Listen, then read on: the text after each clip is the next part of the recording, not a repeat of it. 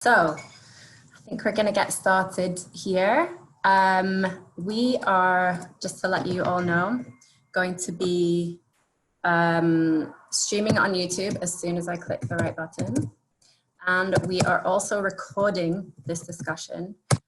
Just to let you all know, you can use that chat box, but it will go, if you choose, to all panelists and attendees. This will be public. So anything you put here, I am your channel. So, YouTube Studio, we're figuring this out. So this is our first, if you can't tell already, this is our first live Q&A for the Human Rights Watch Film Festival Film Club. And we are about to make this live, our first Human Rights Watch live broadcast, I think. Live stream. Here we go.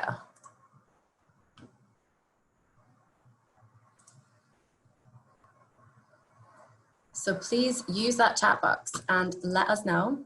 Have you just watched the film? Did you watch it last week? Did you watch it at one of the film festivals pre-COVID? That live stream should start now. People can comment both in the chat box, and if you're on YouTube Live, there should be a live chat option.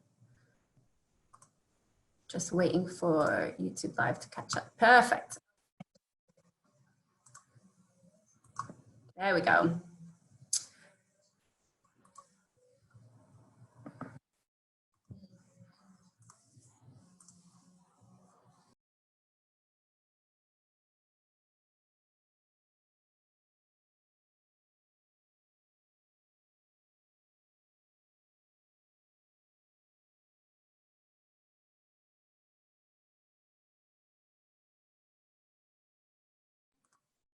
Okay, so we are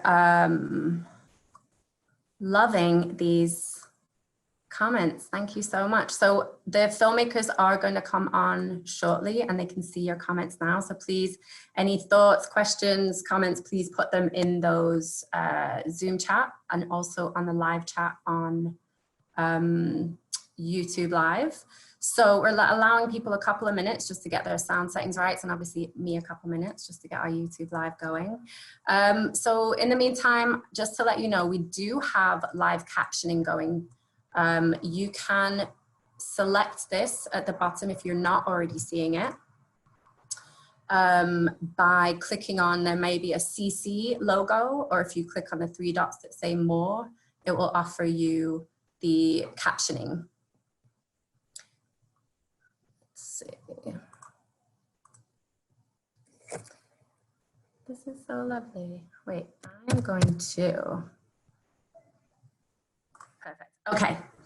So as well as being live streamed on YouTube, we are going to be recording this video. This video is going to live on the Human Rights Watch Film Festival Vimeo page, as well as Human Rights Watch's YouTube site.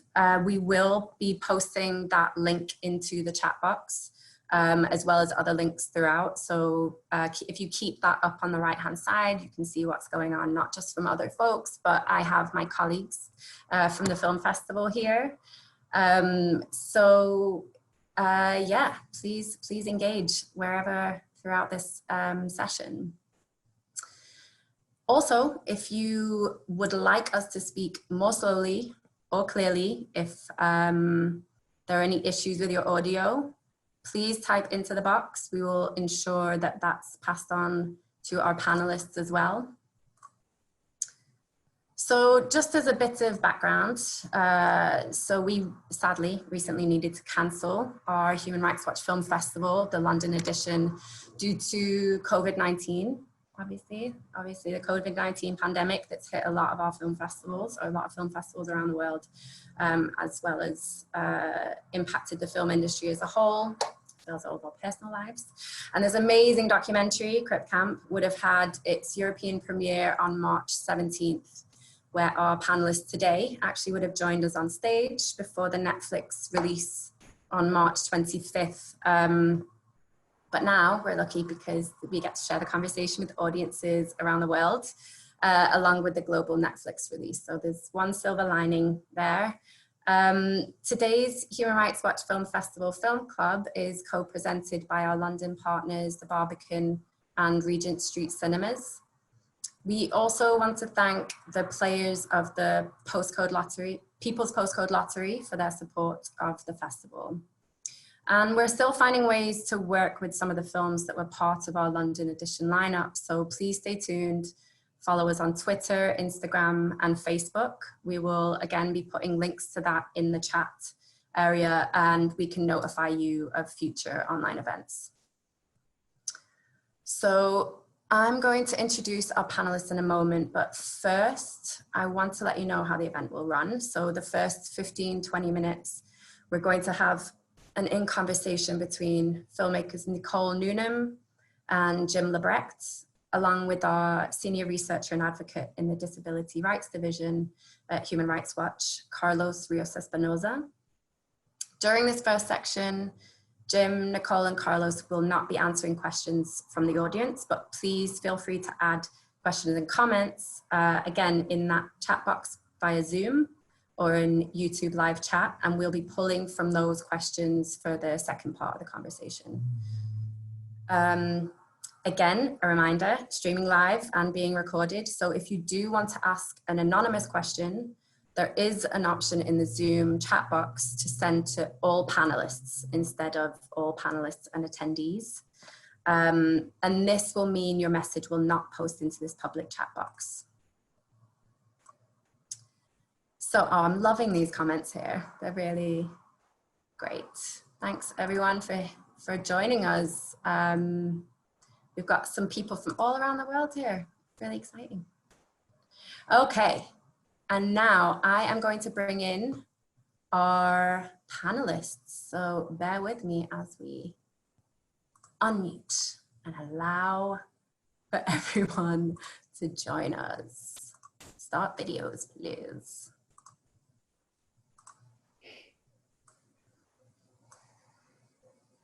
Hello. So good evening. Nicole. Can you start videos? Let's see. Ask to start videos. Yay. Let's get Jim up here.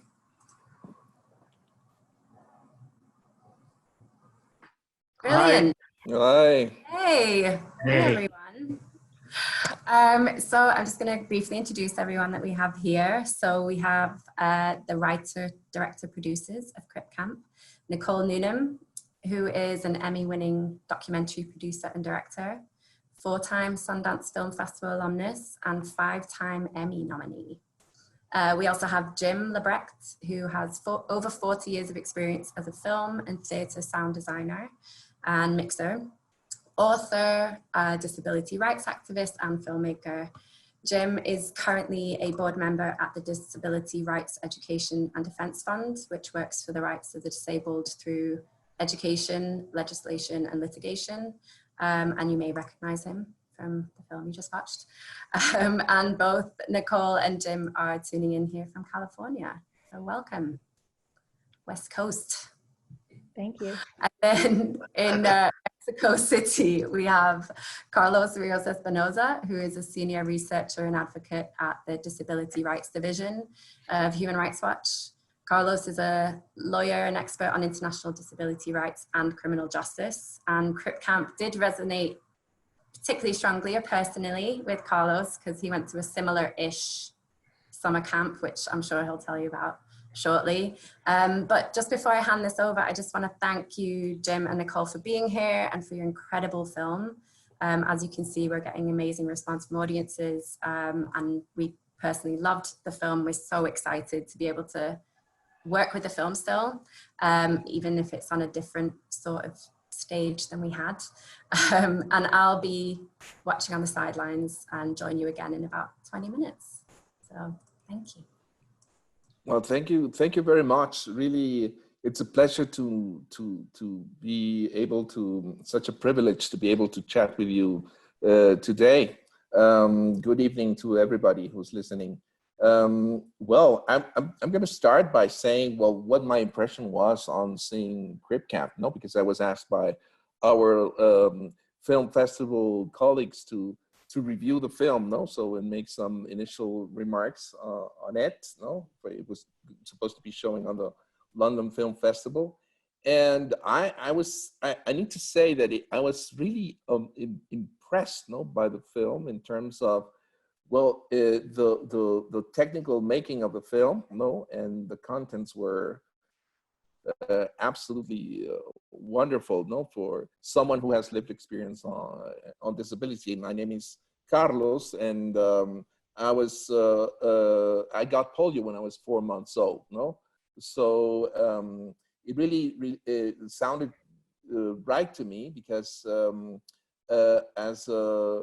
was able to go to Berkeley when I was 21 years old in 1987, no, and I remember saying, well, wow, that was the first time I used a wheelchair, no, a power wheelchair. No, before that, I wasn't able to use a power wheelchair because Mexico is very inaccessible. So my brother was studying at Berkeley and invited me, no, to see, you have to come here. You have to come here. You won't believe, no, the accessibility here. This was 1987, no. So I was there, no, and I say, whoa, yeah, this is incredible, no. But I didn't imagine what was behind it, no.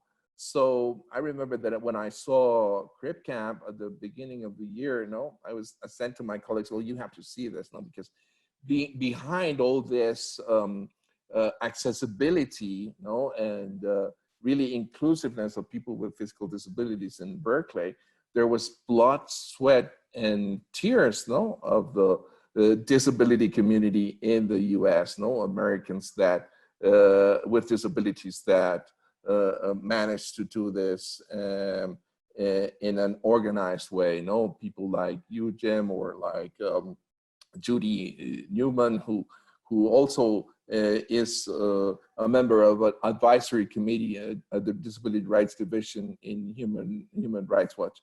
So this was incredible. It made me reflect on the importance of having a strong disability community to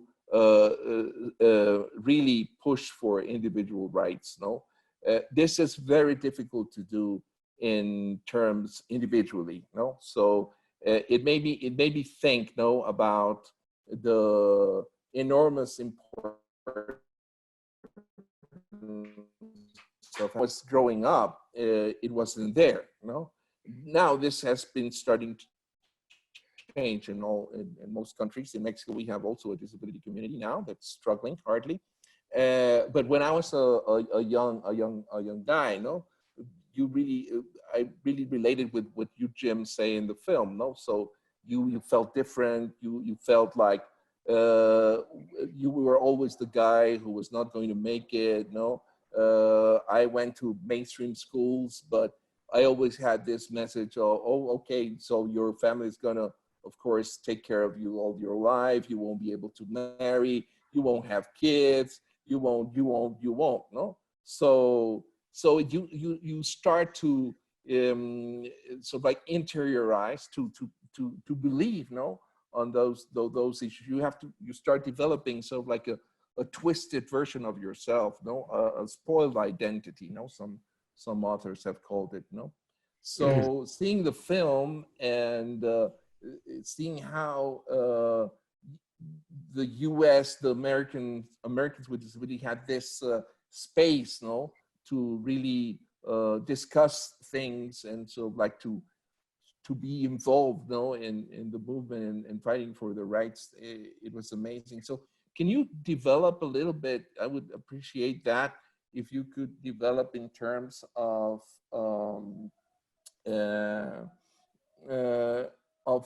what this film meant to you, Jim, and what do you hope to accomplish with it? Thank you, Carlos. Excuse me. The film has meant so much to me that I had felt like with all of the other films I have seen out there, around disability, I felt like that people weren't getting the message of what it's really like in our community. So many of these things were looking down upon us, but that you really weren't hearing things in the true, really from all of us. And I remember this one day coming into the editing room, and Nicole had been working with our editor, and they showed me a scene, and I thought to myself, wow, well, maybe now people will understand. And I don't even remember exactly what that scene was, but it was this emotional response I had. So I think that the hopes for the film was that, our hope for the film was that we were going to help reframe what it meant to have a disability or be disabled in the minds of people inside the community and outside the community. That just as important as kind of raising awareness for people who may not be part of our community, it was important for people to identify and to hopefully, and what we've been seeing in comments and such that we're getting, that people are watching the film and getting a really strong sense of pride. And you can't advocate for yourself. You can't fight for yourself if you don't feel a certain amount of agency and pride. Thank you so much for that, Jim. Nicole, do you want to add to that? Do you want to? Yeah, I mean, I think what you said, Carlos, about visibility, the importance of visibility and the importance of kind of a strong, visible disability community was something that we really carried close to our hearts in making the film. We wanted to tell the story of the community and its activism in the 70s and make it clear that it was this, powerful, really revolutionary activism and coming together that changed the world for everybody's benefit. But we also wanted to, Corbett O'Toole, who's in the film, said the kindest thing to us. She said that we had made a love letter to the disability community. And that's really what we tried to do, because we wanted people to want to be a part of it. We wanted to show all the joy and all the ingenuity and all of the kind of incredible talent that's a part of it. And also the kind of incredible liberation of being part of a community that cuts across so much difference, that the way the community comes together is through trust and love, and I'm seeing a lot of comments here about joy, which I'm really loving because, I worked on another film about a gentleman named Jack Geiger, who made the first public health clinic during the civil rights movement.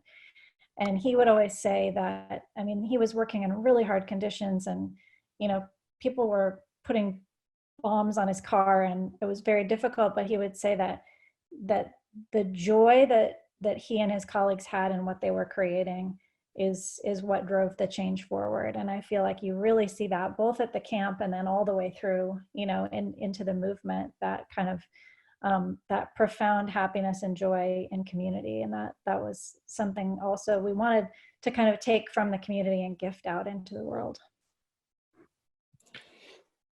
I wonder if you can develop a little bit further on how Captioned was structured. I myself went to summer camp in 1975 in California, but it was a bit different because in our case, counselors didn't have disabilities. This was different in the case of Captioned, because I think counselors also had an involvement on activities, on inclusion, and I don't know if you could please let us, or if you can develop further on that, Jim.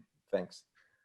Well, Larry Allison started hiring folks as counselors as they were kind of not aging out, but that they, were getting older and wanted to work.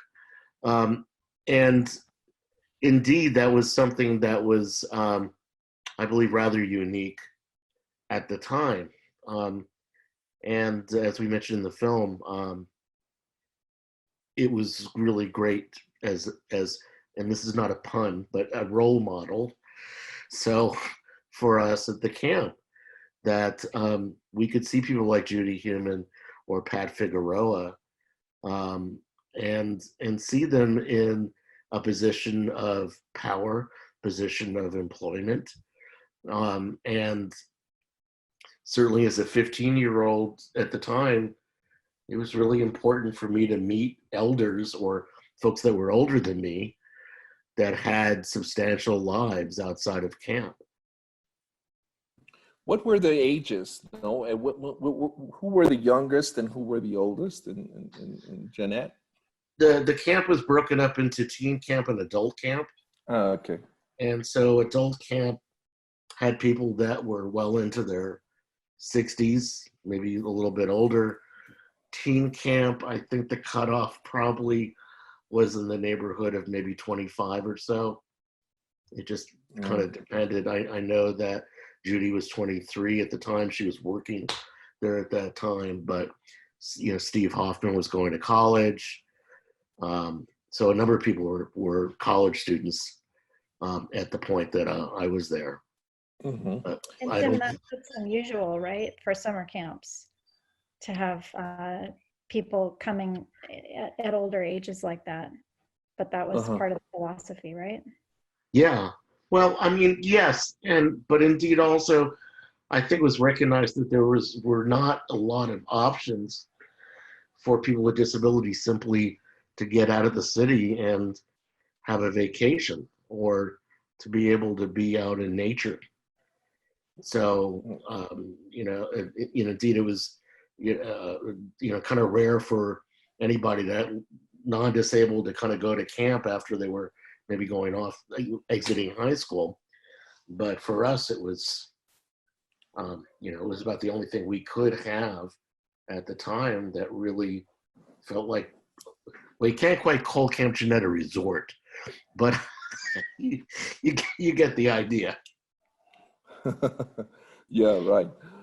And there are, I was wondering, what lies ahead? No, because in the U.S., well, of course, you have the ADA, which is super important piece of legislation for all Americans with disabilities. But do you think it's enough? No, or would you say there are other issues that need to be addressed in the United States? I've been, for example, looking at the situation of how the support for people with disabilities to live in the community is not as good in all states in the US. No, for example, you have very good things happening in places like New York City. Well, now with the COVID things, it's horrible, but other places that are really, really bad. No, say for example, like Texas. No, and the way in which those states are lagging behind on disability rights. So what would you say would be important to do in the US on the implementation of disability rights? Well, I think that you're probably referring to what you may have seen in Jason De Silva's film When We Walk. Exactly. Which, Jason had made When I Walk, and he lives in New York and is able to live in his own his apartment because the in-home healthcare services are pretty good in New York from what we can see. But his wife and he and his wife split up, and she moved to Texas, and he wanted to be close to his son, and he could not live independently under what they were offered in Texas. He had to move into a nursing home, which I think lasted less than 2 days. Was just so horrible for him. Mm-hmm, mm-hmm. So I think there's a couple of things that are very much needed right now, and probably the top thing is this ability to live within your community and not be warehoused in a nursing home or worse. Mm-hmm. And the fact that there are not federal standards for this, or that depending where you live, you're really screwed, is reprehensible. Right. The other things are, and I we've been talking about this a lot, and I really realized last night that my own situation, I feel very fortunate, but I went from a group plan to an individual healthcare plan. And when I went to the individual plan, my ostomy my CPAP supplies were no longer being covered, and wheelchair repair or purchase, which was the cap was pretty small anyway, but no more wheelchair repairs are being covered underneath my insurance, and I can't get coverage as an individual. Oh. So Lord knows that my CPAP has been going for about 4 or 5 years, but it's a $5,000 machine. Piece of instrument, yeah. Yeah, and just very briefly, may I just add to it? The fact that none of us can really travel as wheelchair users, can't travel in our chairs on airplanes, nor use the bathroom, it was one of the hardest things about working on our film. For Nicole and I, it's absolutely the, you go to places like Sundance has got an incredible edit lab, and we have things like these festivals and stuff that we were going to. And to be honest with you, to go from California to London, we had to book me for an overnight in New York just so I could use the bathroom. Yeah, horrible things. Nicole, turning to you, would it be possible for you to share with us what are the positive and negative experience that you had working on this as a person that doesn't have disabilities? What is your take on that? The positives are more numerous than the negatives. I feel so grateful for this project, and I've felt grateful for years to know Jim, and really grateful for how open and generous Jim is with sharing his advocacy and sharing his political point of view, and kind of opening a door for those of us who have worked with him in the film industry, because we came together, having worked together on a number of other documentaries that I've directed over the course of 15 years. And he's just about the best, sound mixer and sound designer in the documentary world. And so he knows he's got a position to be able to share a lot with people who are making, influencing culture and the media.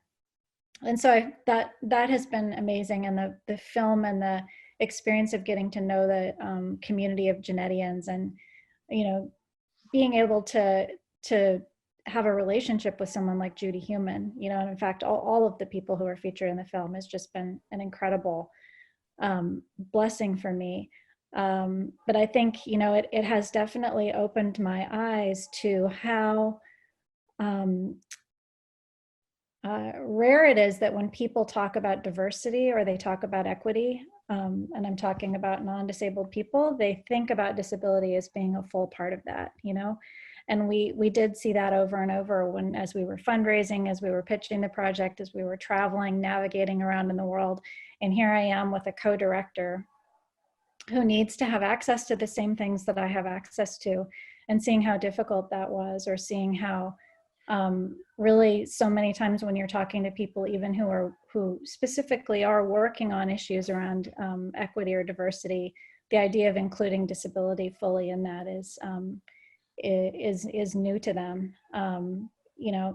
That has been a challenge, but something that I'm hopeful that the film, I think the film already has played a role in making some change in the industry around that, and that's certainly our goal in terms of pushing it out in the world. Great, Nicole. Thank you so much. Well, we're now going to jump to questions from the public, which is great. Thank you for coming. And there's a lot of people engaging with this. And please, Lee, could you please lead us into the questions from our audience? Thank you. Yeah, thank you so much, Carlos, for hosting that conversation too. And we have some questions for all three of you coming in, which is great. There's been a lot of questions. We've had some on YouTube Live as well as here in Zoom. And one question that came through was wanting to hear about the discovery of this camp archive, or how you actually got access to this work, because it's just, I mean, it's amazing, obviously, what you were able to capture in here. The people would love to hear that story. Well, Jim had, when we first started talking about how are we going to make the film and how would we visualize Captioned and how would we bring people back into it, Jim said, well, there's this film about this crabs epidemic that took place at Captioned, and there was this old kind of 8-minute long documentary that had been made out of the People's Video Theater footage, which was shot at Captioned that summer in 1971. That was sort of like a bootleg copy that was floating around the Gened community. And Jim said, yeah, but they were there for a while. And I remember they handed me the camera and I strapped the porta-pack on the back of my wheelchair and I filmed a tour of the camp. I'm like, oh my God, really, there might be this whole trove of archival footage out there, but Jim, you didn't remember the whole name of the group, just that there was people something, So we looked and looked and looked online for months and finally found a little notice in the back of an old kind of Video Freaks magazine that said, crabs outbreak at Captioned for the handicapped by the People's Video Theater. And then we're able to track down Howard Gutstad and Ben Levine, who, not only did Howard live across the bridge from us in San Francisco, but he had 5.5 hours of this footage that they had shot. And Ben, I guess, had moved 17 times. So miraculously, the footage was still intact, and they were in the midst of transferring it to digitizing it. And we were able to work with them, and they were incredibly generous. And I think the thing that's so wonderful about this and kind of almost poetic is that their spirit and their intention in capturing the footage in 1971 was so close to our intention in telling the story today.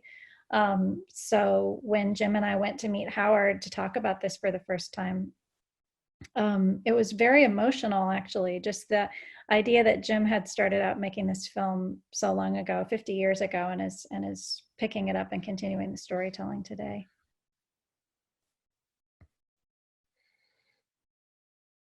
It's just amazing what good quality it's in condition it's in too. I know it's hard to be restoring all of that film footage. Okay, we have so many here. I mean, it is interesting, as people have commented here about like the support that this film has got. So the fact that Netflix has pushed it out in such a huge way. I know you have the Obamas executive producing. You won the Audience Award at Sundance Film Festival. Can you talk a little bit about why you think this film has hit? Obviously, it's an amazing soundtrack. There's fun. There's talk about crabs. What else can you want? But why do you think this issue that is very often not talked about and normalized in this sense, of just like having humans talk about their experience, why do you think this has captured the attention and done so well so far? Are you talking specifically kind of about the discussions around sexuality and such? I'm saying, sorry, the film. Why do you think the film has hit home with so many people, got the support from Netflix and the Obamas? I mean, it's just done incredibly well so far. I just wondered, we've got here, in terms of bringing it to the Netflix, was this something that was immediately grabbed onto as a concept for a film? How do you think you've brought this into such a public sphere of conversation, disability rights and this historical film, which is often quite hard to gain an audience for? I think that when you see this black and white footage from Captioned, it's very addictive. You want to see more and more of it, and I think that was probably one of the big calling cards that helped attract people to the film. Nicole? Well, I also think it's you, Jim, too. I mean, with that, from the moment that Jim kind of, tumbles down the stairs in the beginning of the film, and I think the tone of the film is both insider it's people within the community sharing their stories with each other, which was something that was really important to us, that it feel that way. So people who are being interviewed and telling the story are talking to Jim, so they're talking to someone who understands and has a shared experience. But also when we interviewed Jim, we had Jim talking to Denise. So it's this very intimate feeling of being allowed to enter into the community in that way, but at the same time, you are being challenged, but you're being challenged in kind of a loving way. So it's an invitation, but it's also a provocation, I think. And I think that's, it's just really compelling to people. I don't think people want to feel cut off from, you know, a large segment of society. And people want to experience shared humanity and fun and joy and all of the things that the film is made up of. So I feel like it feels to us like certainly it's something that the disability community has been waiting for in a certain sense, to see this history given its proper due, but it's also to see an authentic portrayal. But I feel like it's also something that everyone has been waiting for, you know. It's just maybe surprising that it's taken so long. Yeah, absolutely. We had a great question come in for all three of you, asking, what do you think, and it's a tough question, I mean, what do you think the priorities should be for protecting the rights of those with disabilities in the context of COVID-19? It's a big question.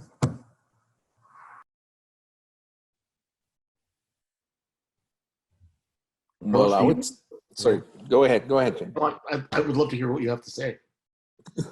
Okay, we just issued some recommendations last week, you know, and we see at the very start, we saw little focus, no, on what the issues are, you know, for people with disabilities. And I would say the general recommendations that are giving to the people, you know, should include also a specific approach on people with disabilities. No, so people are saying, well, wash your hands, no, but I wouldn't be able to wash my hands in the way they are showing, no. So please give recommendations to people on how to do that, no. So like when you're on a plane, for example, and the oxygen mask go down, say, well, the recommendation is please wash your hands first, and then support the person with a disability, and then wash your hands again, no. For example, things, simple things like that.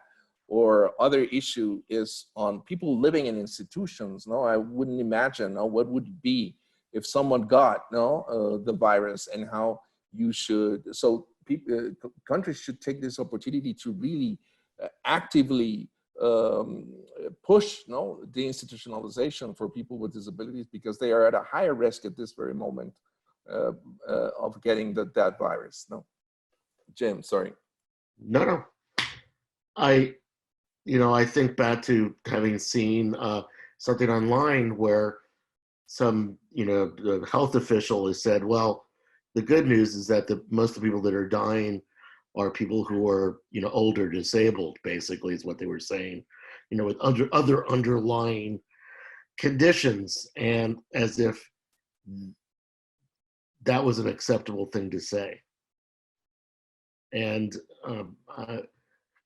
the thought that a lot of people I'm seeing online saying is that will it get so bad that just simply by rolling up to the emergency room in a wheelchair that you are immediately told to go home?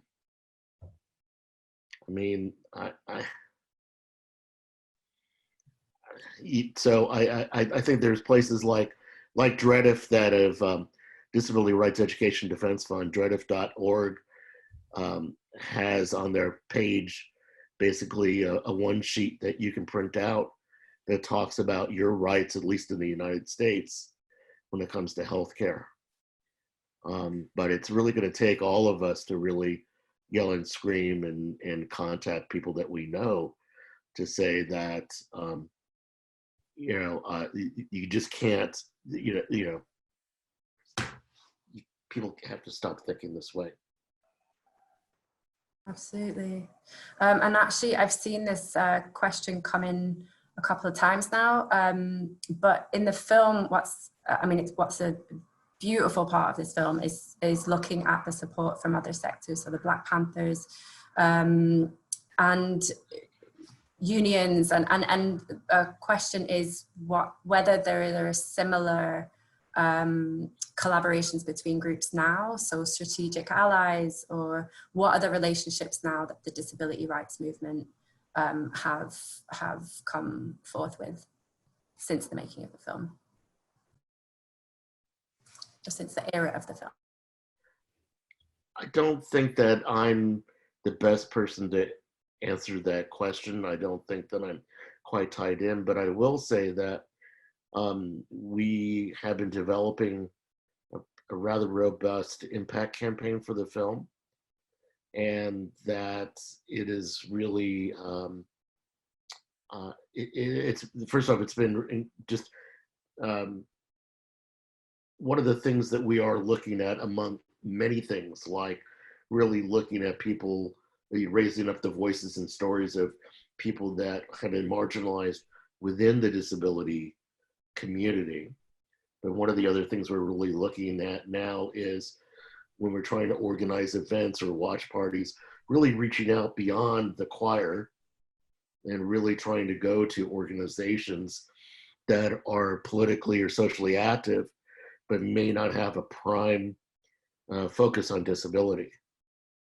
And kind of, trying to invite them inside our house.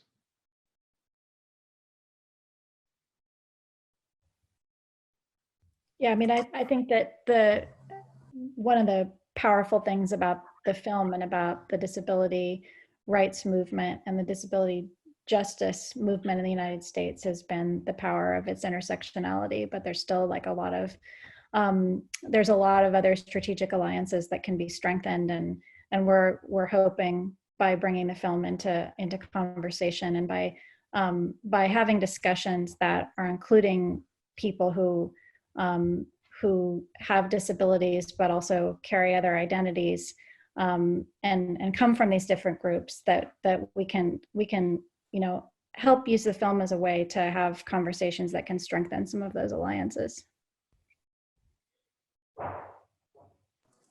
Great, thank you. I'm going to read this one verbatim. It's a great one. We had someone saying they found the filmmaking interesting both in its acknowledgement of hierarchy of impairment in society and the voices profiled. Did you feel that this was something that was still present in your movement, despite the acknowledgement of Judy Human, who's in the film obviously and is a friend of Human Rights Watch, I know, despite the acknowledgement that Judy would hold long meetings to include voices, what other steps did you take to tackle it? So I guess it's talking about this hierarchy of impairment is the term used here. I'm a polio, by the way. Have you felt on top your whole life? No.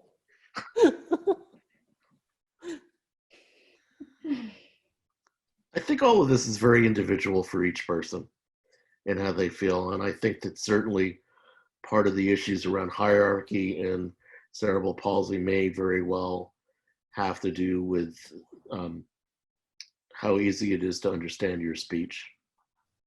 And I think that was certainly part of it.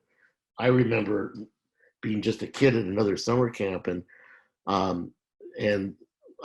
thought that I had cerebral palsy because all the kids I really liked playing baseball with had cerebral palsy. And I was actually distraught when the counselor said to me, no, you got spina bifida. It's like, what? So. And I think this happens in every community. Thank you. Okay, so I think we're going to go through one more question, but also we're launching a poll. We're trying a poll just to ask people in their rooms, where people are coming from, what we can do to improve these conversations for next time. So I think that will launch into a separate window on people's pages. But I did want to ask, because I know you referenced some materials and ways that people can take action through your website, but maybe you could tell our viewers what they can do to make an impact around some of the disability rights issues that people are facing right now, as well as how we might be able to bring these conversations into our own communities. So that's for Carlos in your work with Human Rights Watch, as well as Nicole and Jim with your work rolling out this film.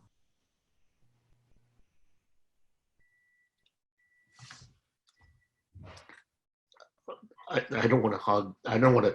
I feel like I'm jumping on every question, so I don't want to. Okay. You're a superstar. You're a superstar, man. Go ahead. Yeah, I'm a star of my own zip code here.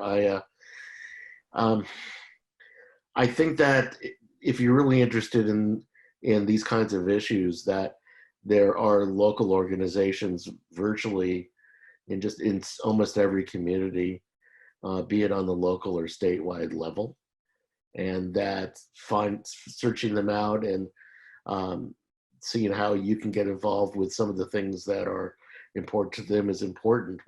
Nicole and I hope that our film would be a tool in which activists could use our film as a way to start talking about issues, but that by hosting screenings and such, they could really zero in on the things that were important in their own hometowns.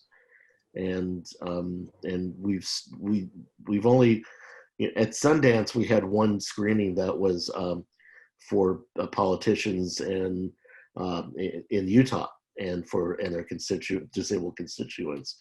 And we found out later that one of those lawmakers was so moved by the film that they wanted to go back and really look at what they are doing in regards to transportation. So it's, so I think you gotta, we all have to kind of speak up and including people with disabilities, and I'm talking all disabilities, in diversity and inclusion efforts. If you're part of that and you're not seeing somebody with a disability that is part of this discussion, you have to raise your hand. You have to speak up and say, we don't have everybody at the table here that needs to be here. And if you don't know how to find those people, then that really says a lot about how far you need to go. And if you want to get in touch with us and you want to engage with the film or use the film in any way, you can go to cripcamp.com. We're developing discussion guides, educational materials, and all of that. And you can sign up to be a part of our work with it moving forward. Mm-hmm. I think it would be interesting to explore also the need for older generations, like the one I'm from, to sort of like help the coming generations, to tackle some difficult issues. When I was a youngster, I was very alone. As a person with a disability, there was no one to talk to. I didn't have the chance to have a summer camp like Jim did. My summer camp, I was 10 years old, and I was not really for 2 weeks, so it was too. I would have loved to have other groups. That happened to me later in life. When I was able to be part of the CRPG committee. That was my CRIP camp. And I was sort of like just understood. From others. And you really have to have a community. Because as a person with a disability, you start feeling, as Jim said, well, just like the different guy, the guy in the wheelchair, you start feeling really isolated. So I think the disability community has to push for building political spaces for people with disabilities around the world. Because organizing is in itself a difficult thing, and when you have a disability, it's worse. Because you cannot connect. Accessible transport is not available, or there are communication issues, or a lot of poverty. Most people with disabilities around the world are poor, so organizing is super hard. And so I think the people who are in a position of making a difference should engage, to promote this right. So I would really welcome this film, and I think it's an eye opener for many people. Thank you for doing it. Thank you. Yeah, and just to remind people, the Netflix version of this film does offer closed captioning for audience members who are deaf or hard of hearing, as well as audio description for audiences who are blind or visually impaired. So please let other folks know. We'll be circulating the link for this recorded video, so you can also share that with friends who have seen the film. So you can learn more about Carlos's work too. Oh, yes, Jem. I just wanted to mention also, if you go to Netflix website for the film, and you go to the details tab, there's a link there to download a script of the film that is a way that deaf blind people can experience our film. So it's like 116 pages long. I mean, it's just a really lovely, well-made document that really pushes the envelope in a wonderful way for full accessibility. But only in English, right? Or in Spanish also? In other languages? Let me get that back to Netflix, because I think you're right. Yeah. And also tell them, by the way, to rethink the Spanish translation of CRIP CAMP, because the way it is now, the subtitles are not working. it's not working. It's called Extraordinary Camp. So yeah, giving the view that people with disabilities are extraordinary, which I think it's not the right message. Interesting. Okay. Yes, so we will be posting, again, links in this chat. Also, we're able to download the transcript of this conversation that will go out with the video, as well as the text from the chat, if people are interested. There's been some great questions and comments here we will share. And Carlos and his piece about, he actually wrote a dispatch on his time in his not quite as fun camp, but that was a great experience that obviously refreshed when watching the film. So that dispatch we'll put a link to, and that's also, you can follow the film and Carlos on Twitter. Please keep in touch with us too. We will have more of these film club events and additional online materials and resources to go along with some of our festival events. So please follow us on Twitter. We're on Facebook with Human Rights Watch, Instagram, and we have a mailing list you can sign up for.